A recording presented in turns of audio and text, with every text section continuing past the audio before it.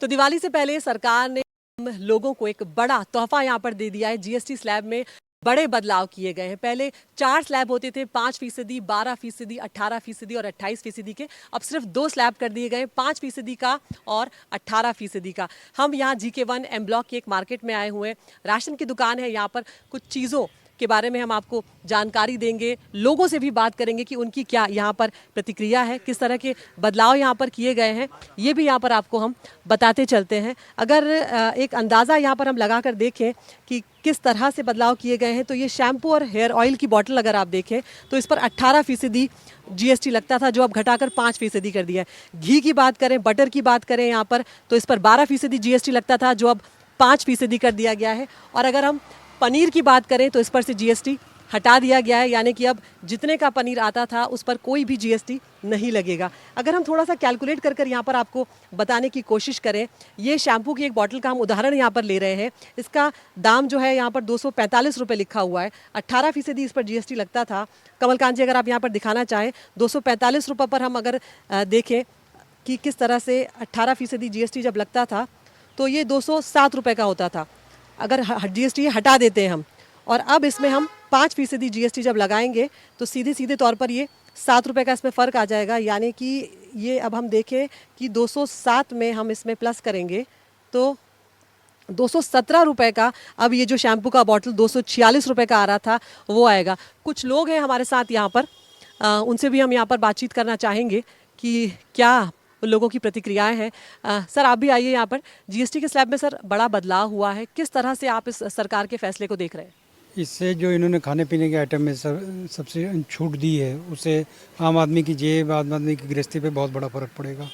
और जो life insurance में दिया है उसका भी बेनिफिट बहुत ज़्यादा मिलेगा, क्योंकि आम आदमी की जेब में जो इंश्योरेंस के लिए पे करता था, इंश्योरेंस के लिए तो पहले भी उचित नहीं था कि उस तरह से वो एक्स्ट्रा पे कर रहा है, क्या कहते हैं, GST दे रहा है उसके लिए, तो उसका बड़ा फ़र्क पड़ेगा। और फिर दवाओं पर जो किया है इंश्योरेंस, उसका भी बेनिफिट आदमी को मिलेगा ही मिलेगा। ये 8 साल बाद ये जो सरकार ने फैसला लिया है, इस फैसले को तो सरकार को पहले ही ले लेना चाहिए था।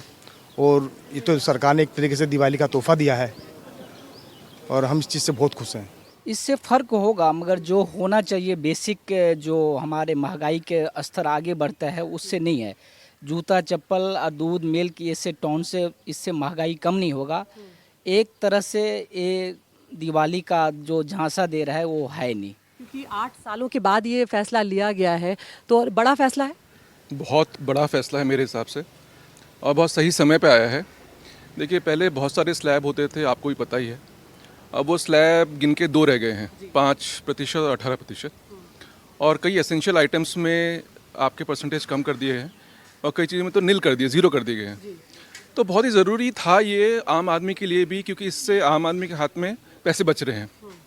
और अगर पैसे बच रहे हैं तो मेरा ये मानना है, समझना है कि ओवरऑल कंजम्पशन बढ़ेगा। पैसे बच रहे हैं तो कंजम्पशन, इकोनॉमिक कंजम्पशन बढ़ेगा, जिससे बिजनेस को भी फ़ायदा है, क्योंकि उनका भी सेल्स वॉल्यूम बढ़ेगा। और सबसे बड़ी बात है कि अगर इतने सारे स्लैब्स थे, स्लैब्स कम कर दिए हैं, तो एक तरीके से कॉम्प्लेक्सिटी भी कम कर दी है, तो वो भी बिजनेसमैन को फ़ायदा होना चाहिए मेरे हिसाब से। तो हिसाब से देखा जाए तो बहुत ही बढ़िया फैसला रहा है सरकार का। तो यहाँ पर हम जो दुकानदार हैं उनसे भी पूछते हैं कि वो किस तरह से इस फैसले को देख रहे हैं। सर, आपका नाम बताइए। रवि बंसल। तो रवि जी, कैसे आप देख रहे हैं, जब GST में कमी की गई, अब सिर्फ 2 ही स्लैब कर दिए गए हैं, लग रहा है कुछ फ़र्क आएगा आप लोगों के ऊपर भी इस बात का?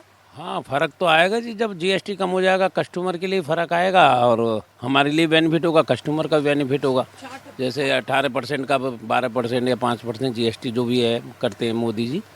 देखो, 22 नवंबर से 22 सितंबर से नवरात्रों में। तो यहाँ पर ये जो फैसला है ये 22 सितंबर यानी कि नवरात्रि के दिन से शुरू होने जा रहा है। तो एक तरह से कह सकते हैं कि आम लोगों के लिए इस बार दिवाली नवरात्रि से ही शुरू हो जाएगी। अपने कैमरा सहयोगी कमलकांत के साथ मैं अदिति राजपूत, नई दिल्ली से, NDTV इंडिया।